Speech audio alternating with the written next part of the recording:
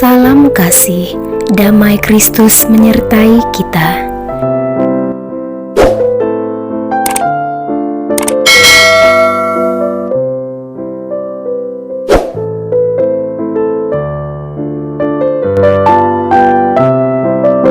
Tantangan untuk misi gereja saat ini adalah memahami apa yang Tuhan katakan kepada kita saat pandemi ini. Ketika orang meninggal sendirian atau ditinggalkan karena orang lain kehilangan pekerjaan mereka, dengan perlunya menjauhkan diri secara sosial atau katakanlah di rumah, untuk menemukan kembali bahwa kita memerlukan hubungan sosial serta hubungan komunal kita dengan Tuhan. Situasi ini dapat meningkatkan kesadaran kita tentang perlunya berhubungan dengan orang lain. Oleh Paus Fransiskus. Aku berseru kepadamu, sebab engkau mendengarkan daku, ya Allah. Sendengkanlah telingamu kepadaku, dengarkanlah kata-kataku. Jagalah aku bagaikan biji mata, sembunyikanlah aku dalam naungan sayapmu. Marilah kita berdoa. Allah yang kekal dan kuasa, ciptakanlah dalam diri kami hati yang tulus dan setia, agar kami mampu melayani Engkau, ya Allah yang Maha Agung, dengan penuh bakti dan kasih, dengan pengantaraan Yesus Kristus Putramu Tuhan kami, yang bersama dengan Dikau dalam persatuan Roh Kudus, hidup dan berkuasa Allah sepanjang segala masa. Amin. Bapak, Ibu, serta saudara-saudariku yang terkasih, riwayat orang kudus hari ini yaitu Santo Lukas Penginjil. Lukas diduga berdarah Yunani, berasal dari kota Antiokhia, Syria. Dalam agama Katolik, ia dihormati sebagai santo pelindung para dokter dan ahli bedah, serta hari perayaannya ditetapkan tanggal 18 Oktober.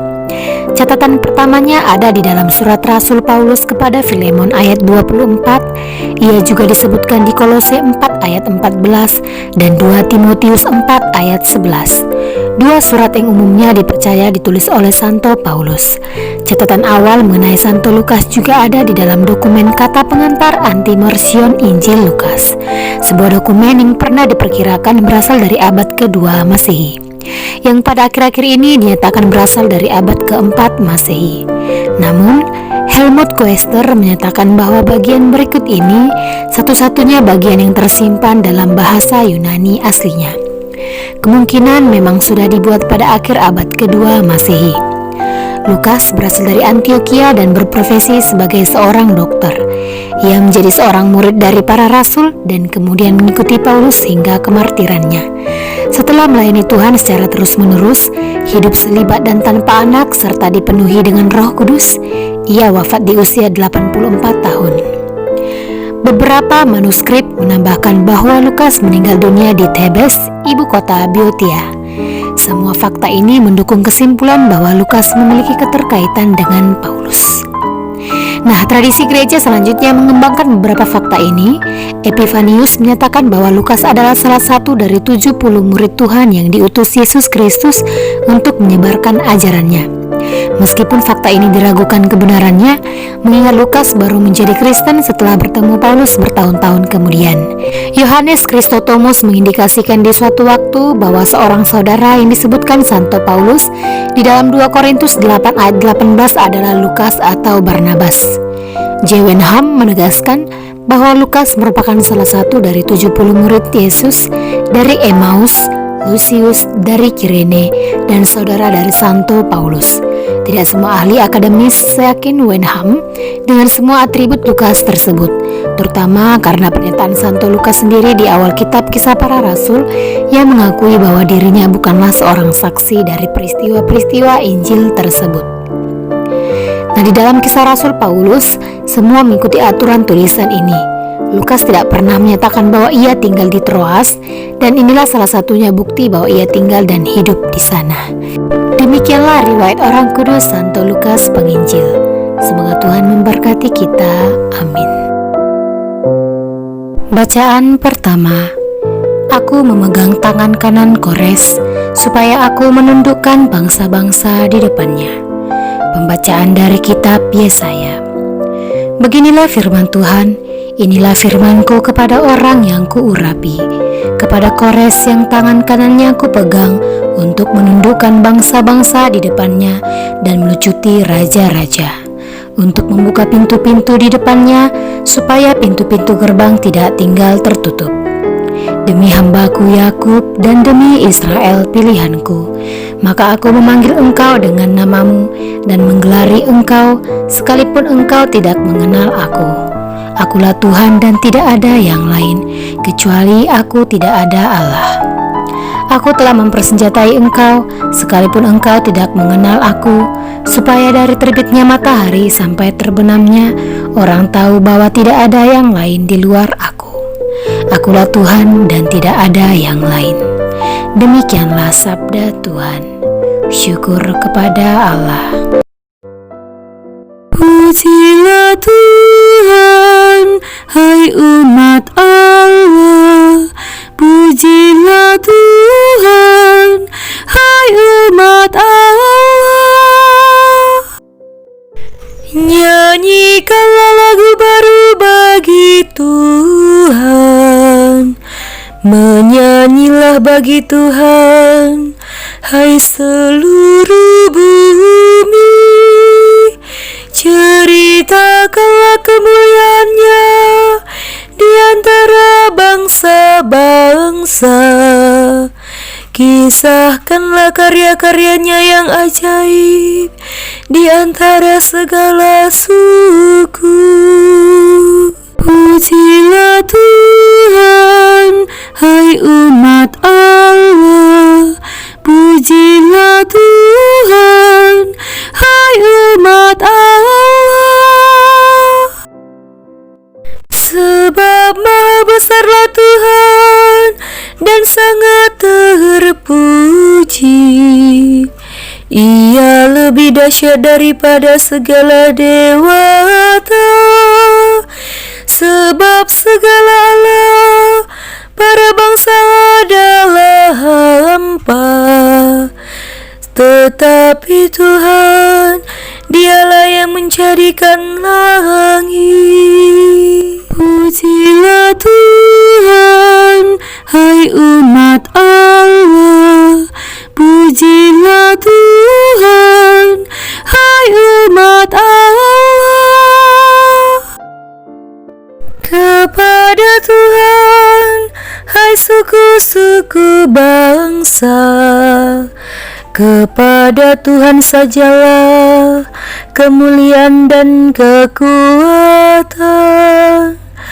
Berikanlah kepada Tuhan kemuliaan namanya. Bawalah persembahan dan masuklah ke pelatarannya. Pujilah Tuhan, hai umat Allah. Pujilah Tuhan, hai umat Allah. Sujudlah menyembah kepada Tuhan dengan berhiaskan kekudusan. Gemetarlah di hadapannya, hai seluruh bumi. Katakanlah di antara bangsa-bangsa, Tuhan itu Raja. Ia akan mengadili bangsa-bangsa dalam kebenaran. Pujilah Tuhan, hai umat Allah. Pujilah Tuhan, hai umat Allah. Bacaan kedua. Kami selalu teringat akan amal iman-Mu, akan usaha kasih-Mu dan ketekunan harapan-Mu. Pembacaan dari surat Rasul pertama Rasul Paulus kepada jemaat di Tesalonika. Salam dari Paulus, Silwanus dan Timotius kepada jemaat di Tesalonika yang ada dalam Allah Bapa dan dalam Tuhan Yesus Kristus. Kasih karunia dan damai sejahtera menyertai kamu. Kami selalu mengucap syukur kepada Allah karena kamu semua dan menyebut kamu dalam doa kami. Sebab kami selalu mengingat akan amal imanmu, akan usaha kasihmu dan ketekunan harapanmu kepada Tuhan kita Yesus Kristus di hadapan Allah dan Bapa kita. Saudara-saudara yang dikasihi Allah, kami tahu bahwa Allah telah memilih kamu, sebab Injil yang kami beritakan disampaikan kepada kamu bukan dengan kata-kata saja, melainkan juga dengan kekuatan dalam Roh Kudus dan kepastian yang kokoh. Demikianlah sabda Tuhan. Syukur kepada Allah. Haleluya, haleluya, haleluya. Hendaknya kamu bersinar di dunia seperti bintang-bintang, sambil berpegang pada sabda kehidupan. Haleluya, haleluya, haleluya. Bacaan Injil. Berikanlah kepada Kaisar apa yang wajib kamu berikan kepada Kaisar, dan kepada Allah apa yang wajib kamu berikan kepada Allah. Inilah Injil Yesus Kristus menurut Matius. Sekali peristiwa, orang-orang Farisi berunding bagaimana mereka dapat menjerat Yesus dengan suatu pertanyaan. Mereka menyuruh murid-murid mereka bersama orang-orang Herodian bertanya kepada Yesus, "Guru, kami tahu Engkau adalah seorang yang jujur dan dengan jujur mengajarkan jalan Allah, dan Engkau tidak takut kepada siapapun juga, sebab Engkau tidak mencari muka. Katakanlah kepada kami pendapatmu. Bolehkah membayar pajak kepada Kaisar atau tidak?" Tetapi Yesus mengetahui kejahatan hati mereka, maka Ia lalu berkata, "Mengapa kamu mencobai aku, hai orang-orang munafik? Tunjukkanlah kepadaku mata uang untuk pajak itu." Mereka membawa suatu dinar kepada Yesus. Maka Yesus bertanya kepada mereka, "Gambar dan tulisan siapakah ini?" Jawab mereka, "Gambar dan tulisan Kaisar."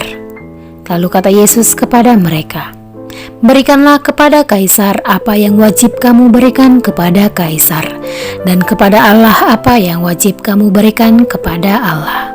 Demikianlah Injil Tuhan. Terpujilah Kristus. Bapak, Ibu, serta saudara-saudariku yang terkasih, renungan pada hari ini tentang berpasangan. Nah, ada satu kesamaan yang kita semua miliki saat ini, yaitu hal berpasangan. Satu hal yang kita miliki yaitu memakai sepasang sepatu. Tidak ada datang ke gereja tanpa alas kaki. Bahkan jika kita telah melepas sepatu kita sedikit, karena alasan apapun kita masih tetap memakainya lagi. Nah, sepatu bukan hanya saja sesuatu yang kita pakai untuk berjalan dan untuk melindungi kaki kita. Sepatu mengungkapkan sedikit tentang orang tersebut yang sebenarnya. Dan cukup sering kita melakukan kontak sepatu terlebih dahulu sebelum kita melakukan kontak mata. Dan meskipun tidak sopan untuk menatap, tetapi menatap sepasang sepatu cantik adalah menjadi pujian. Kita bisa mengingat dongeng Cinderella. Ya, Cinderella yang kisahnya tentang sepasang sepatu bisa mengubah hidupnya. Jadi, apa hubungan sepatu dengan minggu misi yang gereja rayakan pada hari ini? Nah, Yesus memerintahkan para rasulnya untuk pergi ke seluruh dunia dan memberitakan kabar baik kepada semua makhluk. Perjalanan 1000 mil dimulai dengan langkah pertama, dan itu berarti melangkah ke dalam sepasang sepatu yang bagus. Nah, sepatu, betapapun cantik tampilannya, bagian terpenting dari sepatu seringkali tidak terlihat, dan bagian itu adalah sol sepatu. Kita mungkin tidak menyadari betapa pentingnya sampai solnya mulai hancur dan meninggalkan remah-remah di semua tempat. Ini sering terjadi pada sepatu lari atau sepatu tenis yang kenyal, atau saat sol hanya lepas dari sepatu tanpa banyak peringatan. Mereka benar-benar menjadi seperti sandal dijepit. Tidak peduli seberapa bagus penampilan mereka di sisi atas, ketika sepatu kehilangan solnya, itulah akhir dari sepatu tersebut. Di satu sisi, sol sepatu itu seperti jiwa seseorang. Ketika jiwa seseorang mulai runtuh atau hancur, maka orang tersebut juga kehilangan arah dalam hidup, dan itu adalah awal dari akhirnya. Minggu Misi mengingatkan kita bahwa tugas utama kita sebagai orang Kristen adalah menyelamatkan jiwa. Istilah yang jarang kita dengar saat ini.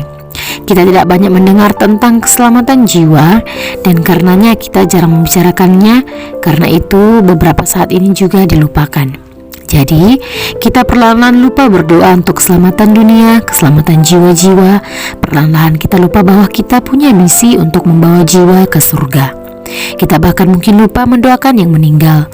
Di masa lalu ada doa-doa seperti ini: semoga bantuan ilahi selalu bersama kita, dan semoga jiwa orang beriman yang meninggal beristirahat dalam damai. Kita jarang mendengarnya sekarang. Ya, kita harus berdoa bagi mereka yang masih hidup di dunia ini, juga untuk jiwa-jiwa di api pencucian. Karena surga itu nyata, dan Yesus ingin kita semua berada di surga bersamanya, dan kita memiliki misi membawa jiwa ke surga. Tapi seberapa nyata surga bagi kita? Apakah kita ingin pergi ke sana, dan akankah kita membantu orang lain untuk pergi ke sana juga? Nah, kita harus percaya bahwa Yesus ingin kita berada di surga, dan Dia juga ingin kita membantu orang lain pergi ke surga juga. Kita mungkin tidak memiliki kisah yang hebat atau dramatis untuk diceritakan, tetapi misi kita adalah berjalan dengan orang lain dan bahkan berjalan di sepatu mereka, sehingga bersama-sama kita berjalan di jalan Tuhan dan melakukan perjalanan menuju surga. Nah, marilah kita berbagi dengan orang lain tentang sepatu iman yang baik dan berjalan bersama mereka dalam perjalanan ribuan mil. Marilah kita mengingat bahwa keselamatan jiwa mereka adalah tanggung jawab kita. Kita harus merangkul dan ramah kepada semua manusia, tapi apa yang datang dari musuh tidak bisa dan tidak boleh bergabung. Mata Tuhan tertuju kepada mereka yang takut akan Dia, kepada mereka yang mengharapkan kasih setianya untuk melepaskan jiwa mereka dari maut dan memelihara hidup mereka pada masa kelaparan. Amin. Marilah kita berdoa. Terima kasih ya Yesus atas sabdamu hari ini. Engkau mengajak aku untuk terus-menerus membaharui diri. Engkau juga mengajari aku untuk bersikap rendah hati kepada sesama. Berkatilah usahaku untuk bersikap penuh kasih, terutama kepada mereka yang menyakiti hatiku. Amin.